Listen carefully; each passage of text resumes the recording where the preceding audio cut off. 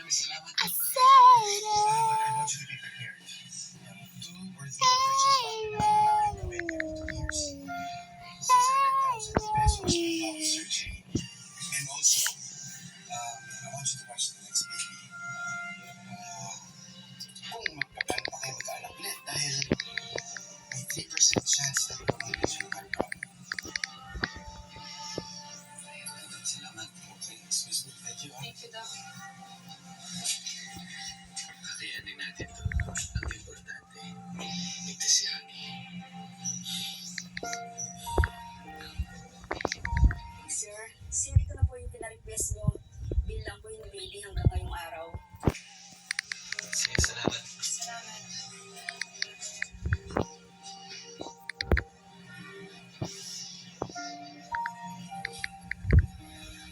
Ay, halaga niyan pa. Saan natin kukunin yan? Umabot ng halos 400,000 ang bill namin sa ospital. Lahat ng pinuntahan kong bangko ay hindi naaprubahan ang loan ko. Sinubukan kong lumapit sa kung saan-saang foundation.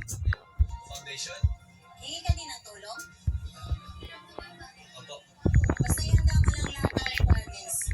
Mag-aapuntilahan ko. Sige. Salamat ha. Tawagan na lang ho namin kayo pag napadala na namin sa civil doctors. Wala akong plakong makukuha ngayon. Ito ho talaga yung kalakaran dito. Hindi naman ho yun ang gagagal. Salamat. Sir, ipapublish mo natin sa diary yung assistant sa kailangan ng anak niyo. Tapos, maghintay na lang ho tayo ng sagot. Gaano ko katagal? Hindi ko ho kayo magbibigay ng konkretong sagot, sir eh. Hindi lang naman ho kayo nangangailangan ng tulong.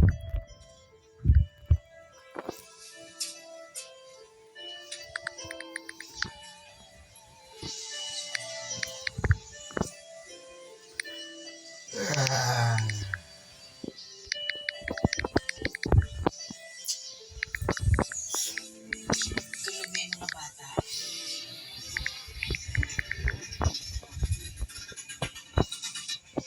Ano nangyari sa motor mo, oh? Walang headlight. Ha? O ano? Musta? Ano nangyari sa lakad mo? Sabi nila, mag-antay lang daw ako ng tawag. Pero, huwag kayo mag-alala tayo. Magiging ayos din yan. Tumawag nga pala si Chiki. Magpapadala daw siya ng pera sa susunod na linggo. Ito. Tanggapin mo. Galing sa nanay mo at sa akin. Nakakatulong din sa bawasan ng mga kailangan mo sa ospital. At si Jojo at si Tata pa nagpadala ng bibigyan din ng tig-1,000. Tay. Huwag na ho. Dapat din yun na inabala si na Chiki. Hindi naman ako tumitigil sa paghahanap ng pagkakakitaan eh. Huwag mo sumunod naman. Bakit ba? Hirap na hirap kang tumanggap ng tulong galing sa amin. Mga magulang mo kami. Ito, kung ayaw mo tanggapin para sa sarili mo, tanggapin mo para sa anak mo. Apo din namin siya. At mahal namin siya. Kailangan niya ito. Sige na, kunin mo na yan.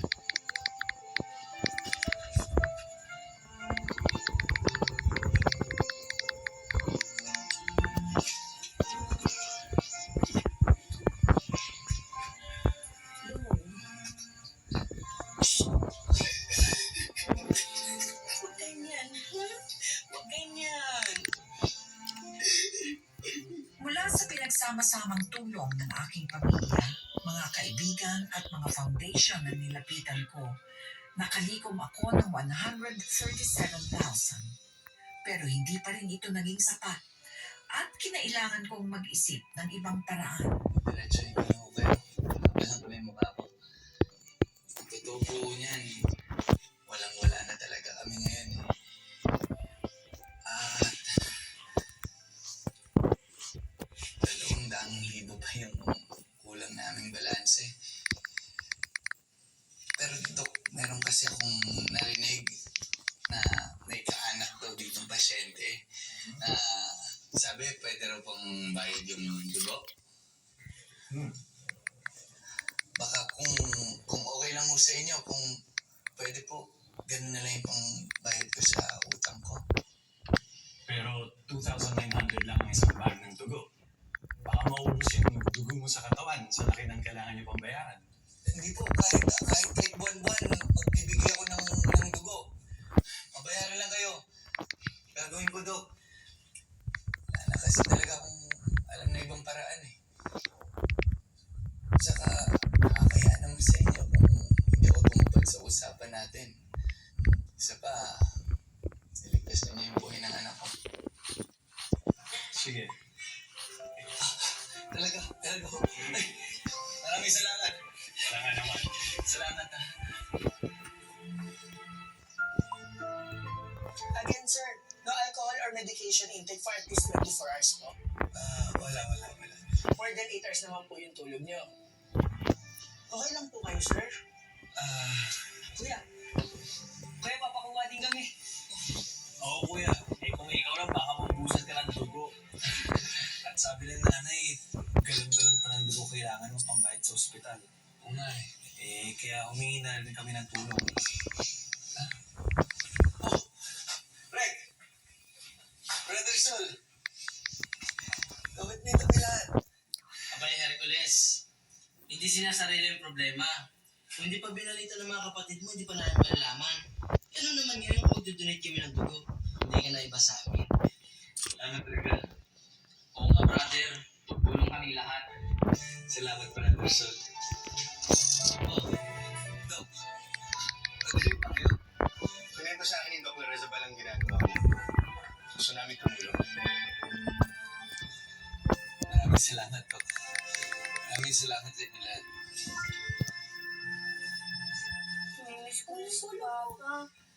Tuan, alam mo naman na kaya lagi siyang wala. Kasi dami niya inaasikaso, di ba? Dahil sa pagka-opera ni Bunso. Alam ko naman yun, ate. Pero namimiss ko pa rin siya. Water. It's got us so far.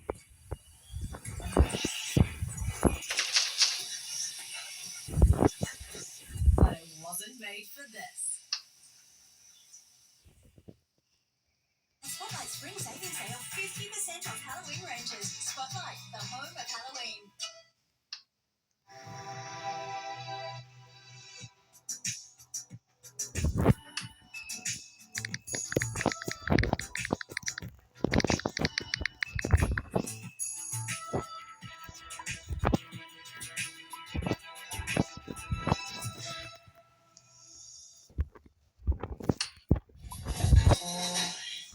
Kumain na lang tayo. O, tara. O, di ba paborito mo to? Paborito. Hello!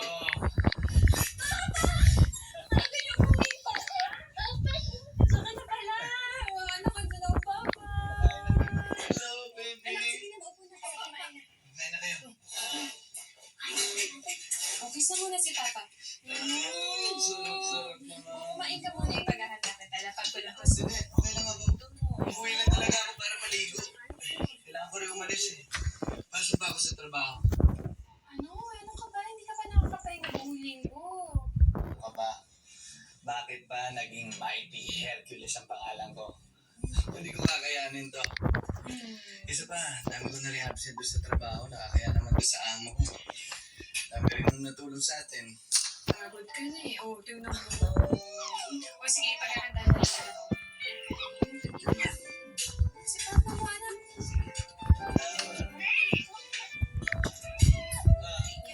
Shaming, Duan, maliligo lang si Papa. Antayin niyo siya, ha? Dahil siya maghahatid sa inyo sa school. Huwag na kumakaya mo namin na doon. Hindi. Na-miss kayo ni Papa. Kaya ako maghahatid sa inyo. Na-miss ko mga panganay ko. Ilang pagka-ospital pa ang pinagdaanan ni Hagi, pero kinaya naming lagpasan lahat ng iyon. Lumaki siyang isang malusog at mabait na bata. Antayin niyo si Hagi, ha? Bawal niya mapagod. Ha? Hindi ka naman sa pano. Lang. yung sinain kanina, painit na lang. Yun na rin kakainin natin mamaya. Oh, mga anak ha, yung bunso, pabayaan. Ah, pa, siya nga pala yung operasyon ni Hagi, medyo malapit na. Alam ko naman nagtatabi ka kahit paano dun sa mga sahod mo. Kaya lang, medyo hinaga yung kailangan natin sa operasyon eh. Mga kalahating milyon. Eh, may nakausap naman akong foundation. Sabi lang nila sa akin, antay lang daw natin tawag nila. Kasi naisip ko lang, paano kung halimbawa mapagod na sila sa kakatulong sa atin? Di ba parang hirap naman na lagi natin inaasa yung pangangailangan natin sa iba? Natatakot lang kasi ako na yung buhay ng anak natin, inaasa na rin natin sa ibang tao. Yun ba tingin mong ginagawa ko, ma? Umaasa lang sa iba? Ah, hindi. Eh, teka lang, ang dating kasi sa akin. Teka lang, ang dating sa akin. Ang tingin mo, nag-aantay lang ako na yung bibigyan na pera sa akin. Hindi! Sa tingin mo ba, madaling magmakaawa lagi para lang humingi ng tulong? Ha? Ilunok yung pride ko? Napakasakit para sa akin na tanggapin na kahit anong kayod ko, hindi ko kaya kitain yung ganong kalaking halagang pera para kay Hagi. Na hindi ko kaya kayong alagaan ng ako lang. Pero ano magagawa ko? Ha? Mas pipiliin ko ba yung pride ko kaysa sa buhay ng anak ko?